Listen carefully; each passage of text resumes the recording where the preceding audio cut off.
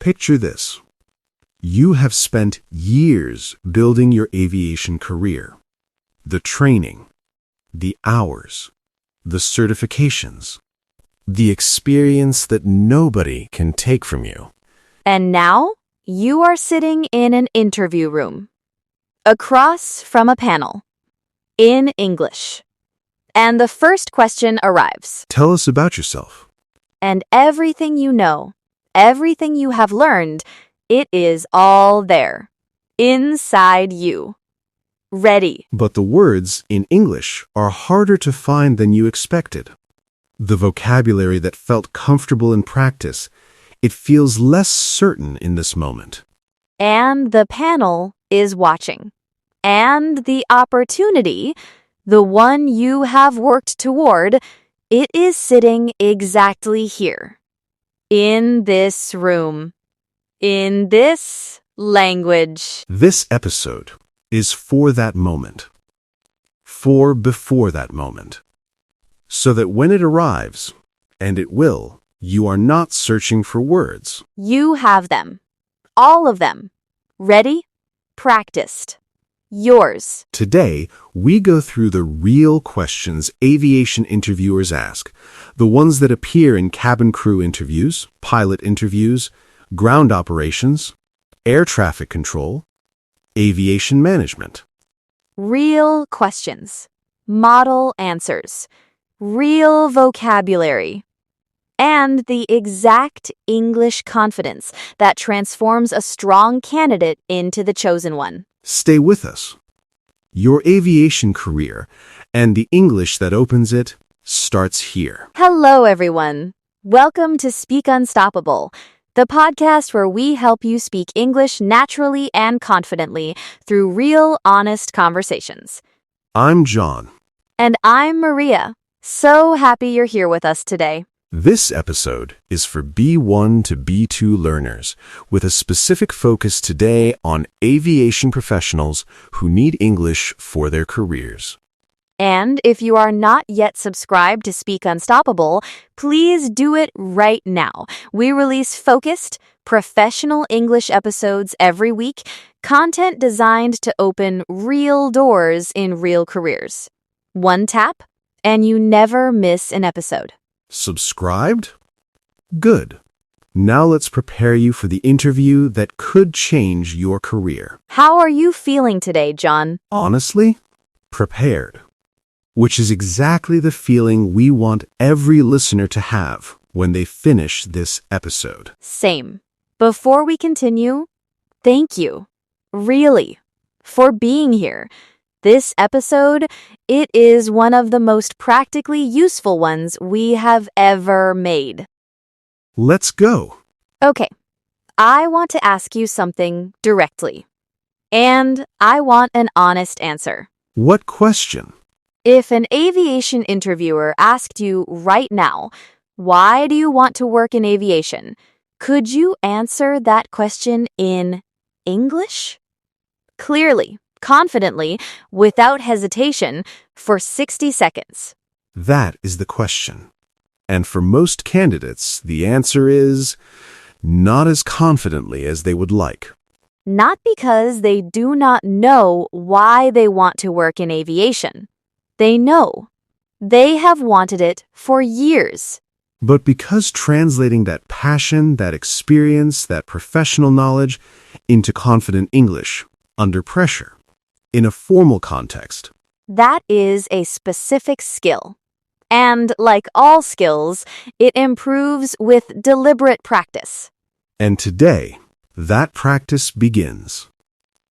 Right now. We are going to go through 4 categories of aviation interview questions for every major role in the sector. And for each question, we will give you the model answer framework, the key vocabulary, and the specific English structure that makes a response sound professional, confident, and genuinely impressive. Maybe this is you. You have an aviation interview coming. Or you are preparing for one in the future. Or you are already working in aviation, and You want to be ready for the next level. Wherever you are, by the end of this episode, you will answer aviation interview questions in English with a level of confidence you do not currently have. Let's build it. Right now. Okay. Every aviation interview, regardless of the role, begins with the same category of questions. The opening questions. The ones designed to establish who you are professionally. And these questions, because they feel simple, are often the ones candidates prepare least carefully for. Which is a mistake. Because how you answer the opening questions sets the tone for everything that follows. A confident, clear, well-structured opening answer tells the panel, this person knows who they are. This person is prepared. This person is worth listening to. Let's go through the 3 most common opening questions. Opening question 1. Tell me about yourself. This is the most common interview opener in any industry. And it is also the one most candidates answer poorly, either too briefly or by reading their CV back to the panel. A strong answer to tell me about yourself has 3 parts. Present, current role or situation. Past, relevant experience that led here. Future, why this specific opportunity? Let me give you a model answer. Say it after me, out loud, and notice the structure. I am currently working as a first officer with a regional carrier where I have been for the past 3 years, accumulating over 2,500 flight hours across a range of weather conditions and route types. Before this, I completed my APL training and gained my initial experience with a charter operation, which gave me strong foundations in varied operational environments. I am here today because I am ready for the next stage, flying with a larger carrier, on longer routes, with the kind of operational complexity and team environment that I know this airline represents. Say that again slowly. Listen to the structure. Present. Past. Future. Confident. Specific. Forward-facing. Present, what I am doing now. Past, what prepared me for this. Future, why I am here and what I want. Opening question 2. Why do you want to work for this specific airline? This question tests whether you did your research. Generic answers, I've always admired this airline, are immediately recognizable as unprepared. A strong answer references specific things about the airline, their fleet, their routes, their reputation, their values, their growth. Model answer. I have followed this airline's development closely over the past several years. Specifically, your expansion into the long-haul market using the A350 fleet represents exactly the operational environment I want to develop in. I also respect the airline's safety culture. The consistent IATA operational safety audit results speak to a standard of operation I want to be part of. And frankly, the people I have spoken with who fly here consistently describe a strong crew culture. Those things together, fleet, operations, culture, this is where I want to build the next stage of my career. Notice, specific fleet mentioned. Specific safety standard mentioned. Specific culture reference. 3 specific reasons. Not one vague one. Opening question 3. What are your greatest strengths as an aviation professional? This question requires balance. You must be confident, not arrogant. Specific, not general. And the strength should be directly relevant to the role. Model answer. My greatest strength is situational awareness, the ability to maintain a complete and accurate picture of the operational environment at all times. I have developed this through deliberate practice and through exposure to genuinely challenging conditions during my time at my current operator. A specific example: during an approach in deteriorating weather last winter, my situational awareness allowed me to identify a developing problem with the approach profile while simultaneously managing crew coordination and at-sea communication. We executed a safe go-around without incident. That kind of complete awareness, it is something I actively work to maintain and develop. Notice one strength, specifically named. One concrete example. Result stated clearly, no vagueness. These 3 opening answers, practiced out loud, multiple times, they set you up for everything that follows. Okay, the most important category, and the one that distinguishes good candidates from outstanding ones. Safety questions. Because aviation, at every level, in every role, is fundamentally about safety, and every interviewer in every aviation role will probe your safety thinking. Safety question 1. Tell me about a time you had to make a safety-critical decision under pressure. This question uses what is called the STAR method. Situation, task, action, result. Situation. Briefly describe the context. Task. What was required of you? Action. What you specifically did. Result. What happened? Model answer. During a departure last year, we experienced an unusual vibration indication shortly after V1.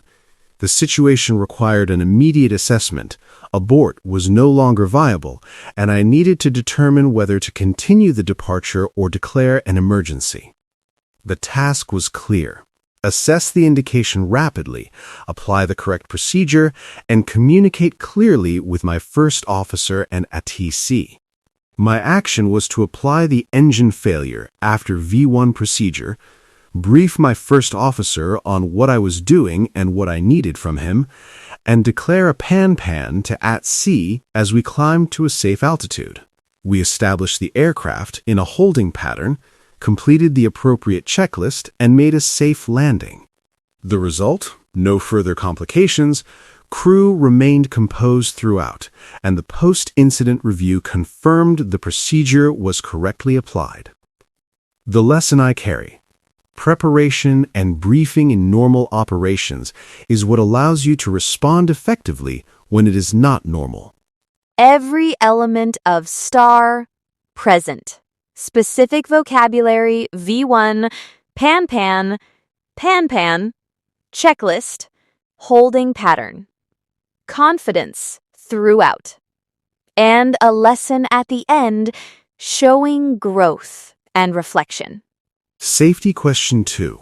How do you maintain your own safety standards when you feel pressure from operational demands? This question tests whether you will compromise safety under commercial or organizational pressure. A weak answer is vague. I always prioritize safety.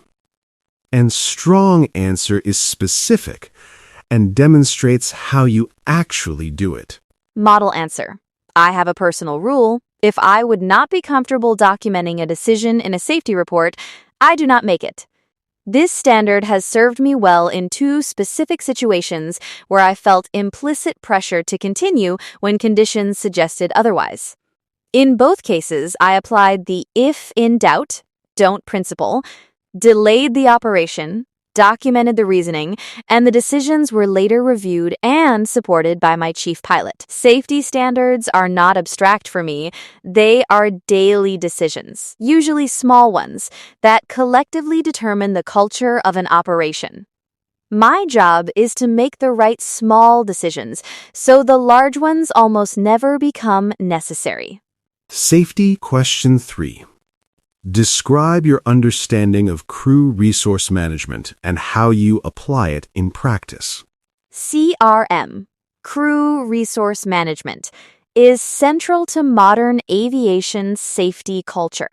This question tests whether you understand it conceptually and apply it practically. Model answer. CRM for me is the practical application of the principle that the entire crew, and in a broader sense, the entire operation, functions as one integrated system. In practice, this means I actively solicit input from my first officer. I brief explicitly before every departure and approach. I use closed-loop communication for all critical callouts. I create an environment where any crew member is genuinely comfortable raising a concern, not just in theory, but because they have seen me respond constructively to concerns in the past. A specific example. Earlier this year, my first officer questioned a speed call-out during an approach. I stopped, we discussed it, he was correct, and we made the adjustment. After the flight, I specifically acknowledged his input as exactly what CRM requires. That crew member will raise concerns next time. And that is the goal. CRM defined clearly.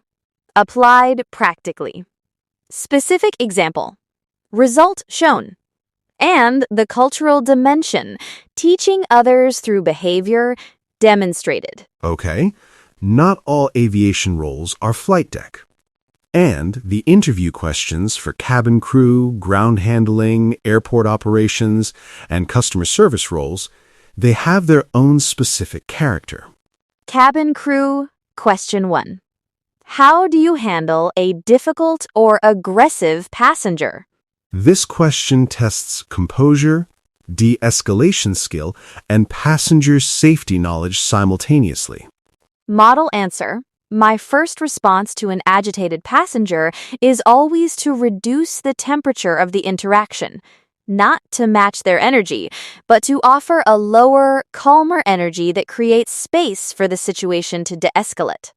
I would acknowledge their concern genuinely, use their name if I know it, and move the conversation away from others if possible.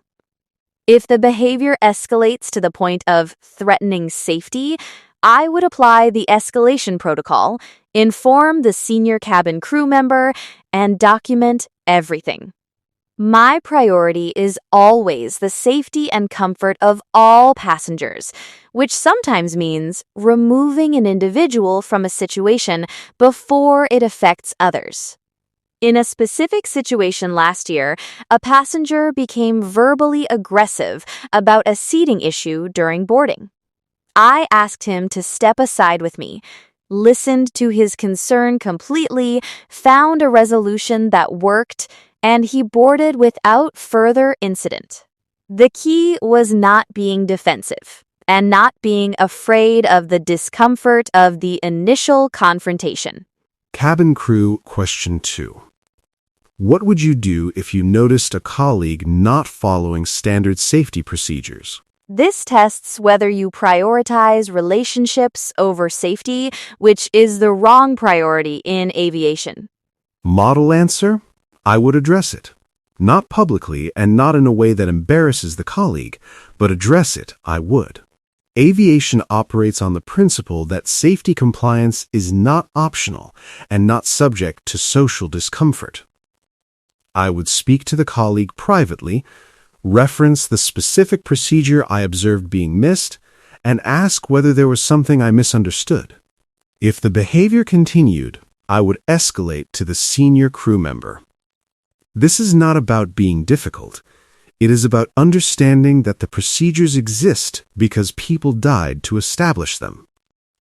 I take that seriously, and I believe my colleagues respect me more for taking it seriously, not less. Ground staff question. How do you manage time-critical tasks when multiple high-priority demands arrive simultaneously? This is a question about prioritization, communication, and stress management. Model answer. My first action is to assess which tasks are time critical in the aviation safety sense, those involving aircraft, passengers, or regulatory compliance, and separate them from tasks that are urgent but not safety critical. The first category gets my full, immediate attention. The second, I communicate clearly to whoever is waiting that I will be with them after. I learned early in ground operations that the desire to appear responsive to everyone is actually a safety risk. You cannot effectively do two critical things simultaneously. The skill is not multitasking, it is prioritization and clear communication about your priorities. My colleagues and supervisors know when I am focused on something safety critical, I will not be distracted from it. And that consistency has built their trust in my judgment. Okay. For senior roles, captain upgrades, management positions, senior cabin crew, a different category of questions appears. Leadership questions. Questions about how you influence others, develop teams, and think about the future. Leadership question 1. How do you build a positive crew culture? Model answer. Culture is built in the small moments, not the dramatic ones.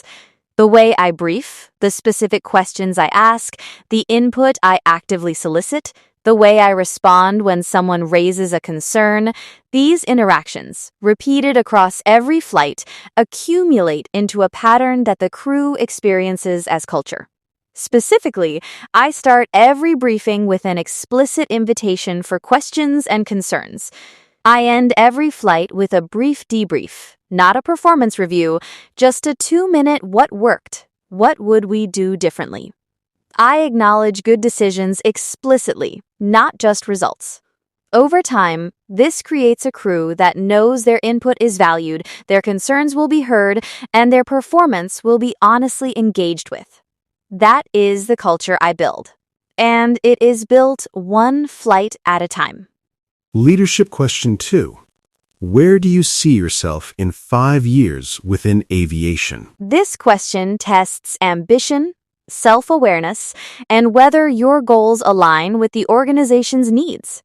Model answer. In 5 years, I see myself in command. That is the immediate goal, and I am working toward it deliberately, building hours, studying for the type rating, and actively developing the leadership skills that command requires beyond technical flying. Beyond command, I have a genuine interest in safety culture and safety management systems. I have begun studying ICAO Annex 19 and SM's frameworks in my own time. Long-term, I would like to contribute to safety within an organization at a level where I can influence culture rather than just operate within it. But first, command. That is the 5-year target, and everything I am doing is pointed at it. Career question.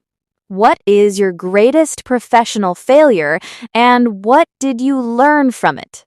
This is the question most candidates answer defensively. The dangerously good candidate answers it honestly and demonstrates genuine growth. Model answer. Early in my career, I had a situation where I accepted an operational decision I was not comfortable with because I did not have the confidence to voice my concern clearly. The flight was uneventful, but the decision was wrong by the standards I should have applied. What I learned, and what I carry with me, is that discomfort about voicing a concern is never a good reason not to voice it. Since then, I have been deliberate about creating environments where concerns are easy to raise, partly to serve my crews, and partly as a reminder to myself that speaking up when something is not right is always the right choice. The failure was real, and I am genuinely grateful for what it taught me.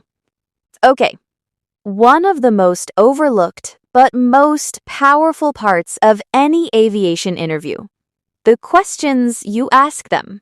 Because an interview is not one-directional. And the questions a candidate asks, they reveal as much about the candidate as the answers they give. Strong aviation interview questions show you have done serious research. You think about safety culture seriously. You are genuinely evaluating them, not just hoping they choose you. Question 1. About safety culture. How does the organization support crew members who raise safety concerns through the safety reporting system? And how visible is the leadership response to reported issues? This question tells the interviewer, you understand SMs, you take safety reporting seriously, and you want to know whether their stated safety culture matches their actual practice. Question 2.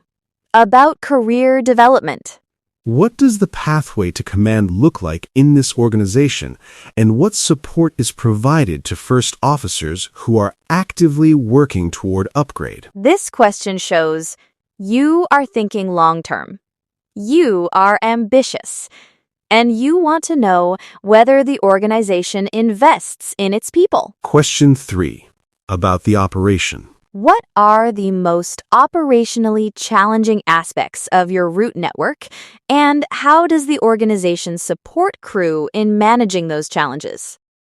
This question shows you have thought about the real work, not just the opportunity. You understand that aviation is operational, and you want to know what the real challenges are. These 3 questions, asked with genuine interest, not as performance, they leave an impression that most candidates never create. The impression that you are a serious, prepared, genuinely engaged professional, which, in aviation, is exactly who every organization wants to hire. Can I say something about what aviation interview English is really about? Please. It is not about vocabulary, or grammar, or accent. Not primarily. What is it about? It is about confidence. The specific confidence that comes from having prepared so thoroughly that the language feels like the easy part. Because when you know your answers, when you have practiced them out loud in English until they feel genuinely yours, the language stops being the barrier. And what the interviewer sees, instead of someone searching for words, is someone who knows what they want to say and says it. And in aviation, that quality, knowing what you want to say and saying it, it is not just an interview skill. It is a professional skill. It is what effective communication in the cockpit, on the ground, and in the cabin looks like. So preparing for an aviation interview in English, it is not just interview preparation. It is professional development. And every answer you practice, every phrase you make yours, it builds the English that your aviation career needs. Not just for the interview. For every day after. Remember this, the interview is not the goal. The career is the goal. And the English that wins the interview is the same English that builds the career. Invest in both. Say it again. The interview is not the goal. The career is the goal. And the English that wins the interview is the same English that builds the career. Invest in both. Invest in it. Deliberately. Starting today. Word tour time. Aviation interview vocabulary. Word 1.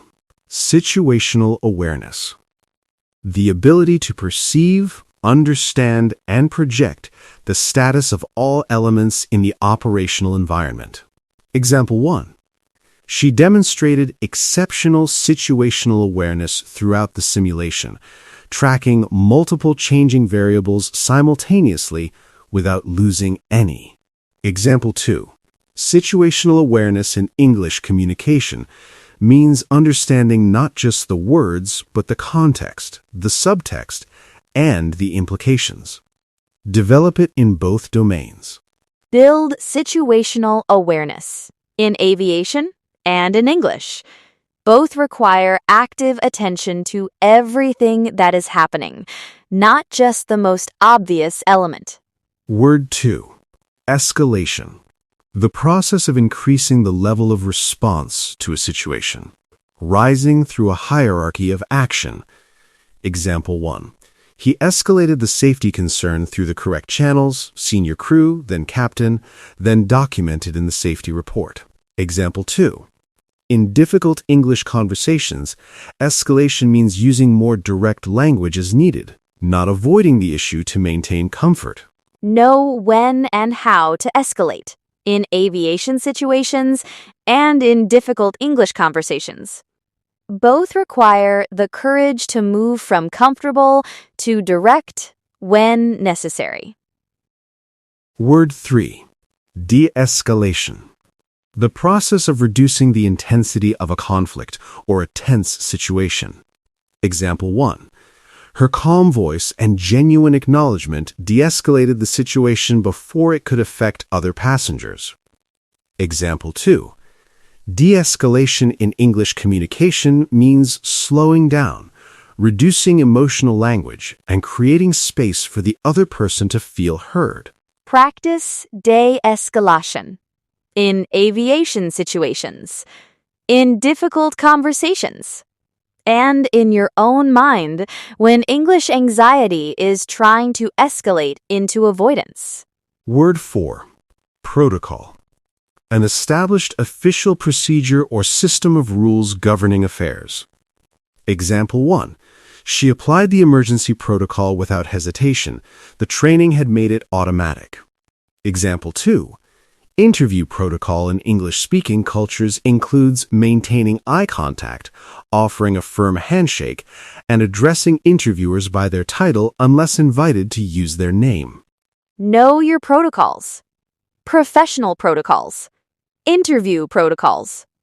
Language protocols. The people who succeed in formal English situations almost always know the unwritten rules as well as the written ones. Word 5. Composure. The state of being calm and in control of your feelings and behavior. Example 1. Throughout the difficult simulation, he maintained complete composure. His voice remained level, his decisions remained clear. Example 2. Composure in English interviews comes from preparation. When you know what you are going to say, the language feels less threatening and composure comes more naturally. Build composure through preparation, through practice, through the experience of attempting English in real situations and discovering that the result is more manageable than the fear predicted. Word 6. Framework. A basic structure underlying a system, concept, or text. A way of organizing thinking about something. Example 1. The STAR framework, situation, task, action, result, gives every behavioral interview answer a clear and professional structure. Example 2. Build a thinking framework for difficult English situations. Not a script, but a structure that organizes your response clearly even when the specific words need to be found in the moment. Use frameworks. The STAR framework for interview answers. The present, past, future framework for professional introductions. Frameworks organize your thinking so the language can flow more freely. One thing this week. Choose one aviation interview question from today. Just one. And practice answering it out loud. In English. 3 times. First time, rough. Whatever comes. Do not stop. Second time. Listen to what you said the first time. Improve it. Make it more specific. Add the vocabulary from today.